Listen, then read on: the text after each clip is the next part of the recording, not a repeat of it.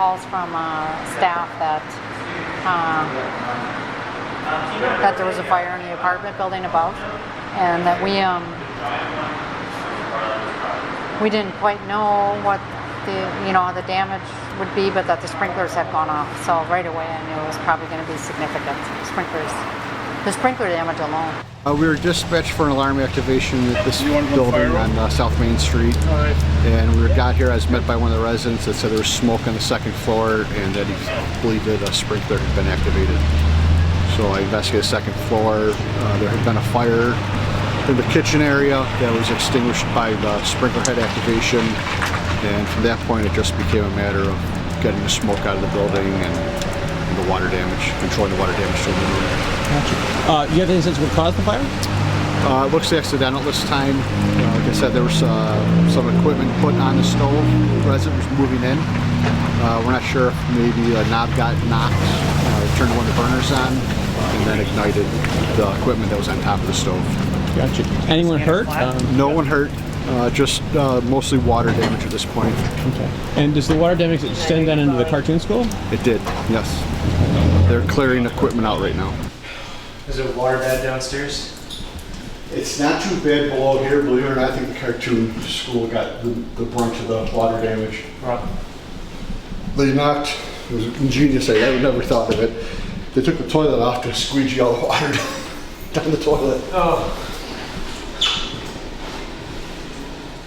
It feels devastating. There was, we were standing in a couple inches of water in the basement. I mean, so much water. Everything that you could see had like puddles, and still do today. Puddles everywhere. We just all started thinking we need to see the damage so we can start to, unfortunately, deal with the fallout of that. Because we were thinking of all the work ahead of us instantly. And so we had I don't know, probably 10, 15 volunteers within minutes of that call show up. And then students contacted each other, and so suddenly there were 20, 30 people all hauling away things and helping, at the aftermath.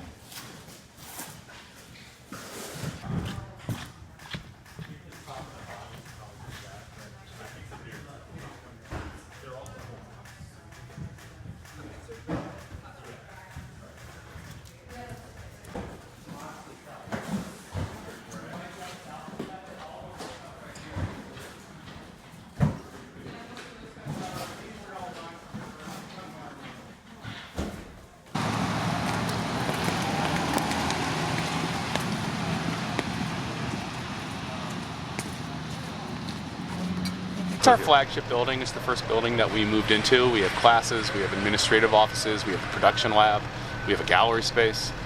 So we have several buildings, but they're all important hubs.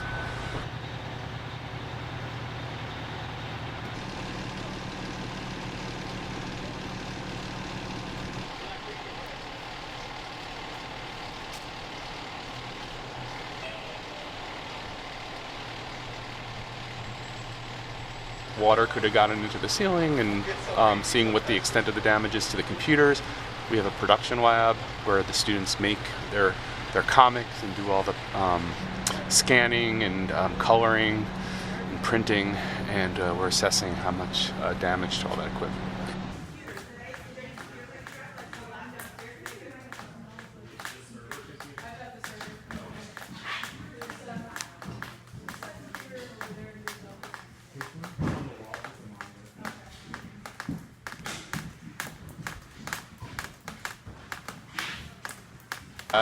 It was kind of all hands on deck, so came in to try to help do whatever needed to be done.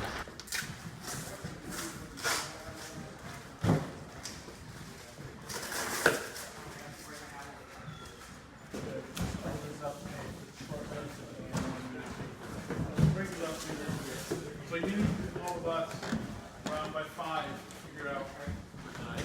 Yes. Okay, you heard back from anybody?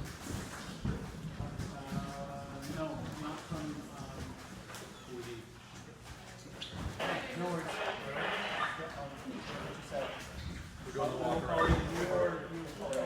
So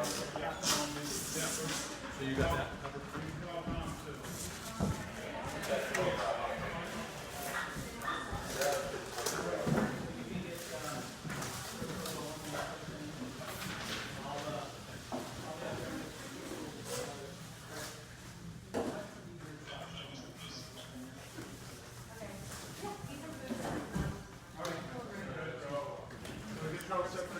You need enough from us? I think we're good.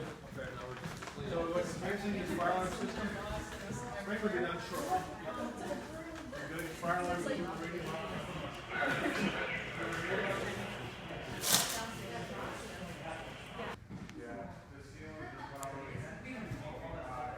So in a lot of ways, we were very lucky. It could have come days before we started classes. We don't start classes till next Monday. It was caught immediately. There's always such a hustle and bustle in and out of this building. So it got caught really quickly. So in a lot of ways, we're quite fortunate.